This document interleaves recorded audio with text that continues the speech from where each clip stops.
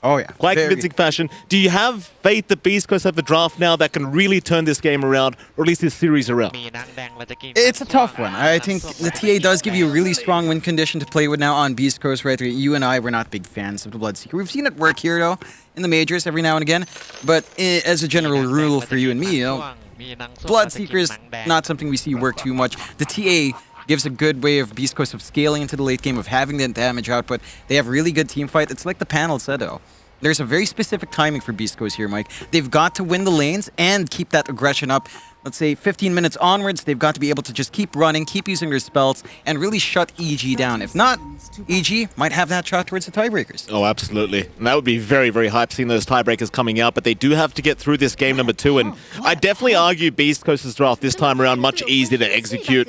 You and I, not the biggest fans of Mid-Veno, for obvious reasons, Jonathan. You saw what happened in Game 1. The impact wasn't really there. This time around, much more faith in this draft for Beast Coast. I think we're in for a very good game too. Yeah, it's going to be a lot better for Chris Luck to play on that mid. I think the matchup against Lina can go either way. Lina still outranges you. You can play with Psyblades, but you don't tend to reach too far in the laning phase. So it still feels like a favorable lane there. Some aggression coming out. They catch Gojira out. Oh, nice. Nice little shards out there, though. Not going to allow them to be able to go down those stairs, and Gojira will have a bit of a laugh to himself about that one. Of course, we will start with the mid lane once again. You're going to have Arbed there against Chris Luck. The TA, John. I'd say it's a bit of a harder matchup now for Arbed than it was last game against the Venomancer. That being said, though, you are playing mid laner. Chances are Arbed probably still going to have a good time. Best thing for Chris Luck is, though, he can always rotate into the jungle if he can't handle this mid lane. I mean, he could have done the same thing with a Venomancer, right? Like, you could have gone for the wards build. He did go for the Gale, so he's forced to be aggressive. When it comes down here, early levels feel better for TA, but as it goes on, Lina doesn't feel too bad too. You get attack speed up. Seeing some aggression in the side lanes coming out, though, Mike. Gojira already, again, getting another good block off with the shards. EG trying to overwhelm them in the lane. They're just looking for the constant aggression, running a tri-lane bot. So they are running a tri-lane on tri-lane, not something you see too often nowadays. But you'd love to see it, John. It reminds me of, what was it, 5 years ago when this was just the meta, just having the solo offlaner and having tri-lane versus tri-lane. It makes me so happy to see it once again. See which one does come out on top. Generally speaking, though, when you've got a Bat Rider on the enemy side of things, it can be quite hard to fight into that, so you are going to see evil geniuses trying to put as much pressure as possible in these initial levels. Because once you've got that level 3 mark on the Bat Rider, things are going to get very, very tough. You and I, obviously, John, big fan of anything to do with bats right now, or this Bat Rider. We'll see what Whisper can get done. Yeah, he's having a decent enough time in the lane. He's not really slowing down Arteezy's farm, though. Because of the trial lane, it's just hard for you to focus in, keep spamming out the sticky napalm, keep getting the levels you need. So this is slowing down that early spike for Bat Rider. Level 2 sticky napalm, level 2 Firefly is going to take a lot longer. That is something to consider. You are still seeing that back and forth on mid. Chris Luck has been getting good damage off onto Abed, but it comes down to range. If you don't manage to get the side blades off, you don't manage to harass him out, and Abed still clears out the wave really fast. Bot lane, Jerax, that's a lot of sticky napalm on him. He's going to try and juke this one out, but the Tusk is going to land with the snowboard. Jerax, oh, he's still running, still trying, but eventually is going to go down. Whisper does manage to find the first blood on the Bat Rider. Nice attempt from Jerax, but just not able to get himself out. Yeah, it's a pretty big commitment from Beast Coast and even from Jerax to try to stay alive. Salve pop doesn't really give him too much. Going to waste a few hundred gold again to get another source of regen. Despite that aggression, though, you're still not getting the best times from Whisper. Not finding the CS. That kill is big, but he's sharing the EXP with his Tusk. And Arteezy's still farming. So even if you sacrifice that Shadow Demon here, it does feel like AG is still getting what they want out of this lane anyway. Well, that's a fair point. Should have a look at the top lane, of course, and there we are. Of course, K1 going to be against Nightfall, the Mars versus Bloodseeker. It does feel like quite a favorable matchup here for Nightfall. Like, as K1 and the Bloodseeker, you're kind of running this lane alone, and Nightfall, he might just deny all your creeps. Yeah, it's really easy for the Mars to just keep that deny game up. Really easy to shove away the Bloodseeker as well. Not much threat of the Blood Rite without setup. So you're pretty secure, and you are seeing that reflect again in the CS. Nightfall having basically a free lane, K1 being kept down even further than Arteezy without that massive commitment from the supports. They will drag Stinger in now, but they also drag up Crit, and you've got the threat of the Spear into the Brambles, even the God's Rebuke into Brambles we've seen a couple of times. It's not a simple process for a melee hero to work this lane, and it just goes back to draft. You have to have K1 come online fast. He wants a fast BKB. You just want to run around and fight, but if you don't manage to get that good lane going, the timings for those items get delayed even further, and it just feels like the game starts to get harder and harder. Yeah, and Bloodseeker's not exactly the most meta position 1 right now. Hasn't been for a long time, so you certainly need a decent start. Stinger gonna try and get Nightfall out of there. Buy a bit of space for K1. Give him a bit of breathing room here on that Bloodseeker, and we'll see. He can start to catch up in terms of that CS. Of course, as the levels do go up, it does become a little bit easier. Just kind of keep healing yourself up, get a few more levels in Thirst. Until then, though, be in a bit of a difficult scenario as tips coming out from Chris Luck onto Crit. Not sure exactly what Crit did there to deserve that, but he will get a tip. Yeah, I mean, just trying to get into their heads just a little bit. Don't think they spotted any ward or any sort of rotation coming in. Still a bit of a slow down here after that 1 kill, just focusing in on finding that good farm in the laning phase. And then for EG, the less action you have in the laning phase, it feels a lot better because they're not looking for aggression. They're not the ones running these early tempo heroes. They're getting aggressive bot. Yeah, Arteezy, he's being targeted. Arteezy, he'll try to fight back, but he's going to get out of that fire. Nice shots out. Whisper trying to chase, but no. They have the Shadow Poison stacks. Gojira now, he's the one who needs to back off. He doesn't have the damage for Arteezy, but Arteezy, he can turn right back around with the Rift out. Gojira, he'll try to stick charge up. It shouldn't be enough in the end. One more right click will do it. Very fire out. Still snowball towards the neutrals. Maybe a bit of a deny attempt here from Gojira into the shards, but there's your stun out. No damage flying out for Arteezy, but it won't matter. They'll find the kill eventually, and John, to make matters worse, Chris Luck, he ended up going down solo, I believe to Abed in the mid lane. Yeah, you just hit that level 6 mark on the Lina. You've got the burst damage. You can easily melt through refraction. Oh boy. It's not done. They're going to try and get him again. Make him have the walk of shame as Chris Luck. He's going to try to run. Looks like he is going to be fine. They'll force the rotation out from the tusk to make sure Chris Luck does have a better time here and has a full bottle. And that time around, Chris Luck was actually tipping on purpose, Jonathan. And Crit's just been on point with rotations. Chris Luck has to watch himself. Again, it's a slower start. The TA needs to build up to her own Blink BKB, maybe a Dragonlance Deso. And she's going to have to share that jungle if you're not careful, considering how the side lanes have gone here for Beast Coast. EG playing a very strong early start. Very defensive for first few minutes, and then they see that opportunity to get aggressive, counteracting Beast Coast in bot lane. Top lane for K1, starting to stabilize. He is finding more CS, but he's in the K1, top lane, Brambles are going to land. Curse Crown will be there. K1, he needs help right now. But never mind. Thirst movement speed, going to be more than enough to allow him to get back towards that tier 1 tower. They won't follow up, but they are certainly still trying to apply that pressure. And just ensuring that the Bloodseeker doesn't let that flash farm up. It does look like K1's going to be opting for the Maelstrom to keep up and farm first, so not looking to just be ultra aggressive, would say a fast BKB. And just wanting to, you know, secure some farm, take it a bit slower, excuse me, as everyone still builds up.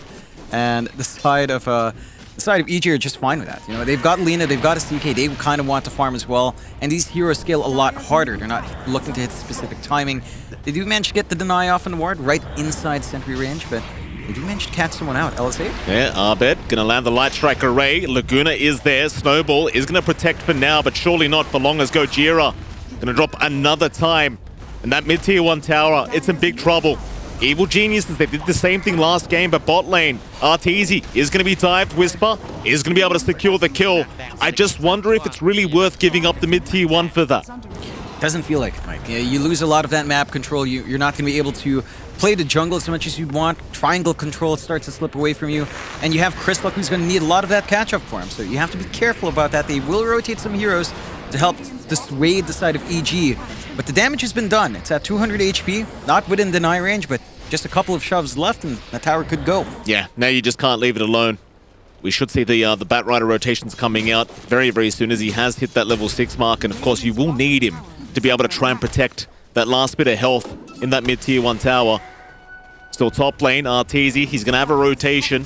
TPs are going to come in from our Batrider as Whisper is going to look for the lasso with the Rupture setup into the Flame Break. Arteezy in big trouble, but a nice Arena Nightfall. Going to try and fight back Arteezy. He's got a man fight, but he can't do it. He will go down into the lasso. They go. There's Crit trying to help Whisper. He does get himself out. K1 will rush back in. Nightfall. He's still in trouble. He'll go for a run. Curse Crown is there, but the Blood Right going to hold him down. Nightfall. He's in trouble and does end up dropping as now Jerax tried to move in to secure a kill, but he gets nothing.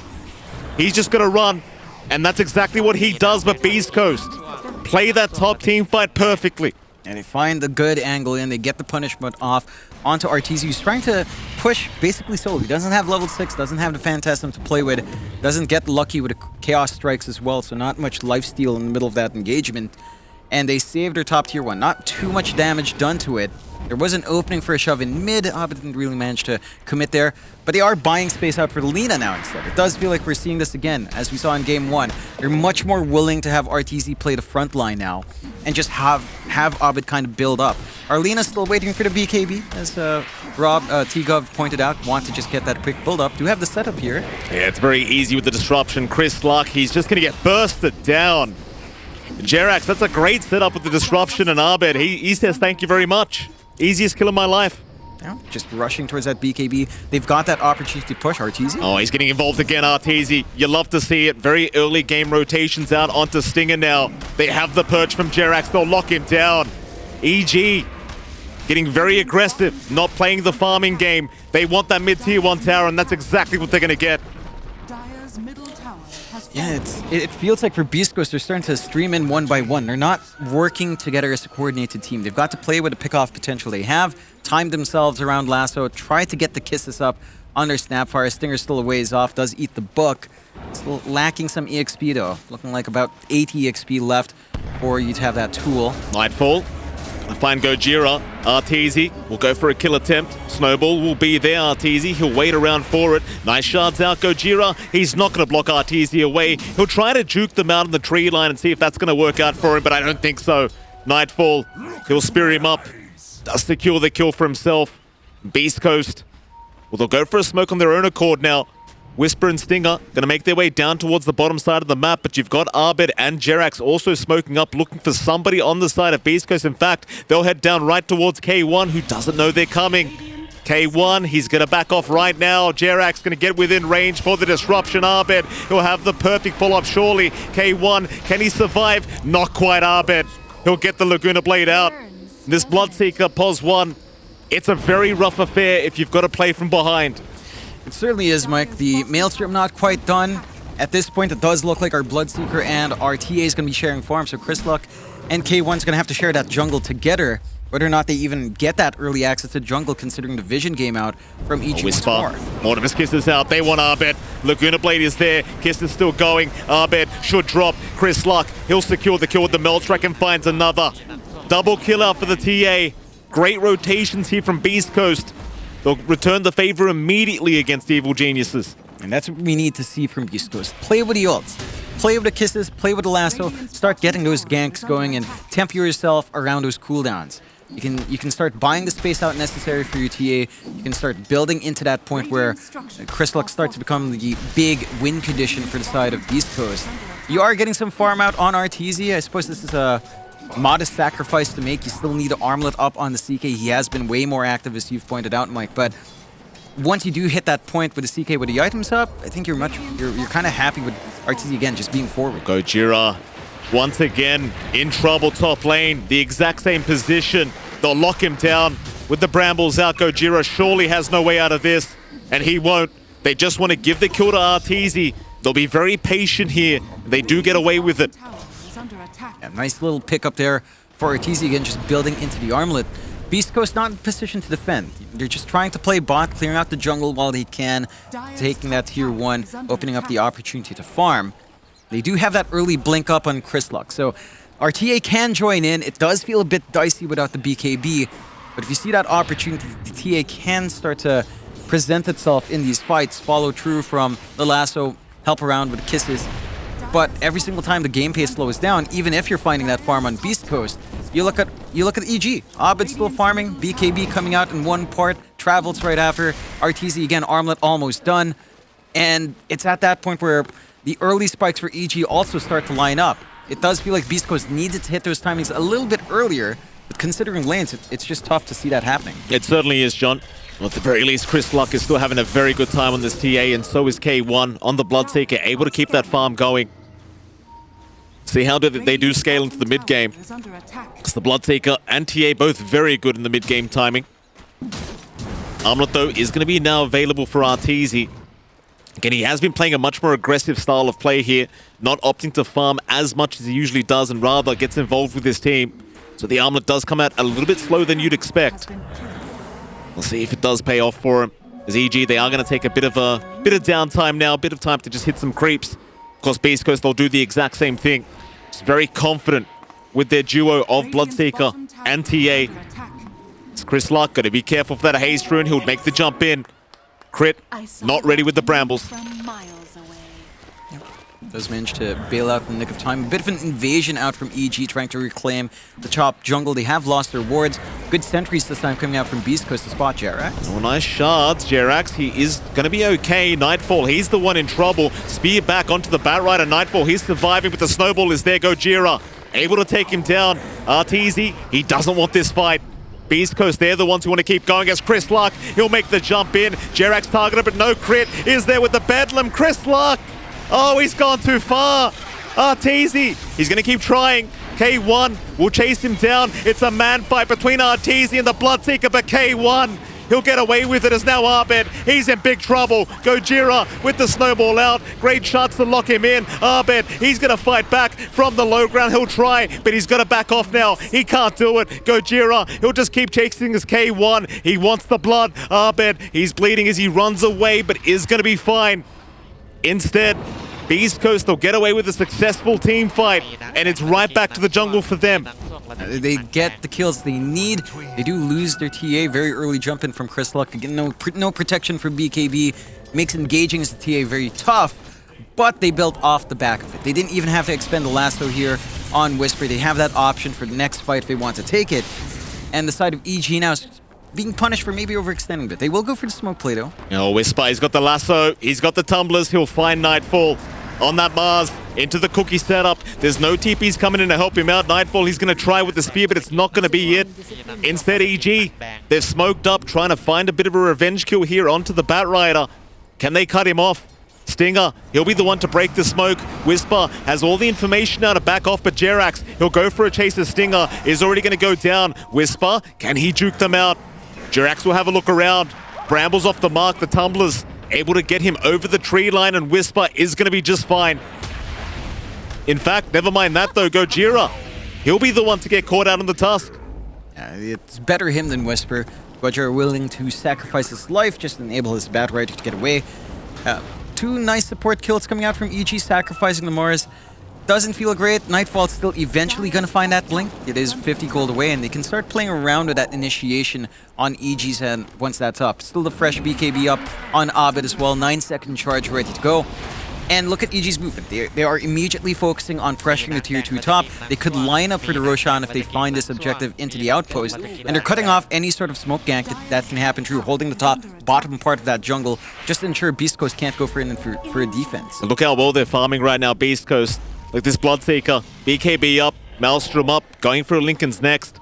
It's going to get rather scary, John. In about 5 minutes, this Bloodseeker is going to be a real terror for the side of EG. Do you think they can handle this timing from Beast Coast?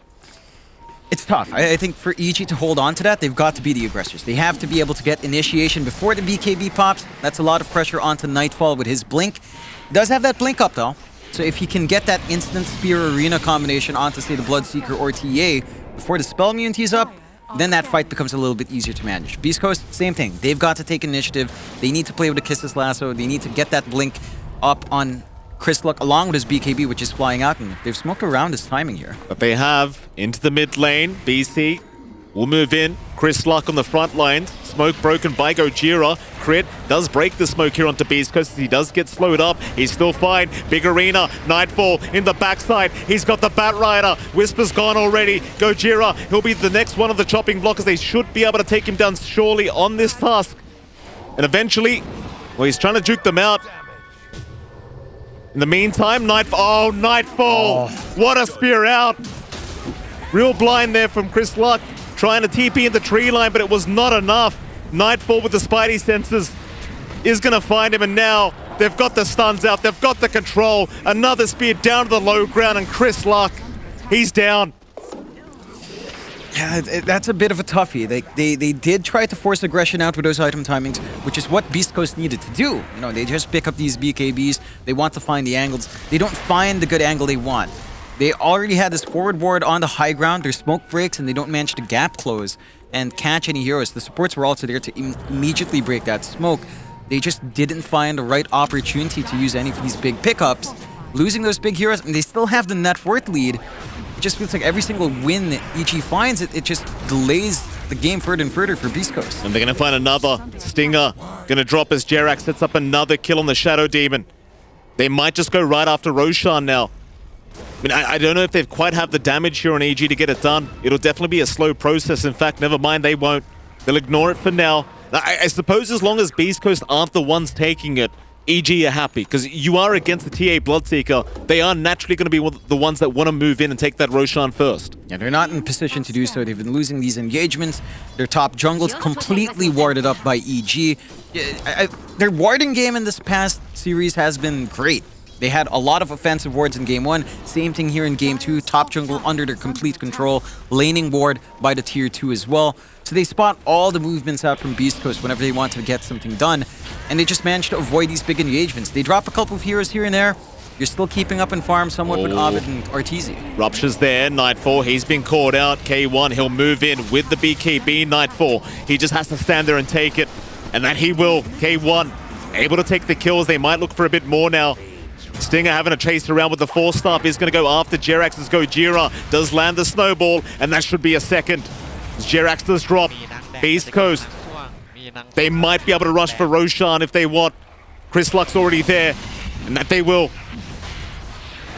Yep, they've got the damage to deal with it, even without the full Deso up in the TA. Minus Harm still racking up. Terrorize, it's going to land on one. In fact, it was two. The Bloodseeker going to have to go for a run as well as Chris Luck. They'll go finish it off. There's no play here for EG. They have no one who can blink in and try to snatch it away instead. Down to the bot lane, Arteezy, he'll set up onto Whisper, but look how fast this Batrider is. He's not going anywhere. In fact, he's going right back in onto Arteezy. Laguna's there from Arbet. Arteezy, he'll Phantasm, Armlet Toggle, try to survive, but Chris Luck, he's got the damage. He'll take him out. It's a lot of skirmishes across the map. Really great movement out from Chris Luck to back them up. And Whisper seeing that opportunity. Already having the drum boots up, the little boots of bearing, having all that move speed, having the charges every single time come up when it's ready. And they've got that timing now on Beast Coast, despite a little bit of a back and forth in the first 15 minutes. You know, it did look like EG was finally rushing their way. In the end, their draft is a little bit greedier. You have a CK, you have a Lina. Both of these heroes do need farm beyond just the early BKBs, and see that last sort of engagements there as well. Oh. You see the replay there as Crit is taking out the Tusk by himself. Arbed was just trying to focus down K1, but he BKBs and TPs out of there back towards the fountain. Meanwhile, towards the left side, they've got the Snapfire. Another nice support kill set up by Nightfall. Stinger, he'll try for the Force Staff away, but it's not going to work out for him in EG. They're going to keep trying to pressure these structures. The top tier 2 tower now, but Beast Coast, they'll do the exact same thing on the opposite side of the map. And they're managing to take that tier 2 bot just with Chris Luck alone. So they are making great use of the Aegis, just avoiding some of these fights, getting some objectives their way. They're going to have that outpost on bot now, so they're going to have a very safe spot to farm. EG doesn't have anything defensive to watch over this area. And Beast Coast has already surrendered their top jungle anyway. They know it's warded up. They know that's where EG tends to run around. They just avoid, keep that farm game up. The build-up is looking good here for Beast Coast. Like, we're going into the Mjolnir next. You've already got the Linken's up for K1. So your Bloodseeker is very well protected in the middle of these fights. It's harder to focus in with a lot of your single target control. On the side of EG, you might be able to waste the charge of Demonic Purge if Jerax isn't careful there as well. So you have a really good timing here on Beast Coast, along with his fresh BKB up for Whisper as well. Like, he's done so much good work on the Batrider. Maybe had a bit of a slower lane than you'd want to, taking a lot of resources, requiring that tri-lane. But Boots of Bearing, BKB up, Blink next. Like, you are set to go on Beast Coast to just, again, just rinse and repeat that aggression and start to build up. On the other end of the things, you do have the BKB now available on Arteezy, so he might want to try and use that to force a fight here. Perhaps a little bit too early, though. Beast Coast, they're the ones trying to get aggressive once again. Into that Radiant Triangle they go. Whisper setting up along with the Snap. They've held down Crit, and eventually Crit will just drop. As Chris Luck able to take another kill on the TA, and they're right into that mid-tier 2 tower. They've got the Aegis up. There's just nothing to be afraid about here for Beast Coast. should be able to get a very important tower here in the mid lane. Yep, not much stopping from the side of EG. They're just focusing on trying to shove top. That was a deny from Jerax, using the old illusions. Sneaky. Did you manage to keep that shove in top as well? So Nightfall just ensuring that the top is going to be under pressure, maybe forcing a response out. Is forced to TP home. They've got the arena ready. High ground hold from EG is not the worst thing in the world, so they could try to force something out here. They could try. It's still a very rough affair as Nightfall is not going to land the spear. Nice blink away from Chris Luck. That's going to be about enough here for Beast Coast. They'll back their way out. There's just no stress for this side right now. No need to rush. 9k advantage. You don't want to throw that away against EG. They'll back off. EG, now the pressure builds up. You lose this game, there's no tiebreakers. You are going to the airport. A lot of pressure here for EG to try and make a comeback. And if they've got to find a way, Nightfall? Yeah, bot side, Nightfall, nice setup with the arena. They'll find Stinger again. K1 and Whisper, they still want to fight. Nightfall running with the Rupture is going to get disrupted up. K1 moving in. Oh, the shard's out, going to block the way. Now the lasso, Nightfall, Jerax, they're both already gone. Chris Luck, he can have their way with them. EG are falling apart here down at the bot lane. Arteezy, he's going to try and fight back. He's got Whisper down. He'll keep going, but K1's got him. In fact, Whisper, or Chris Luck, he'll go after Abed for the final piece of the puzzle. Abed's going to get away, but they are onto the mid-racks once again here for Beast Coast.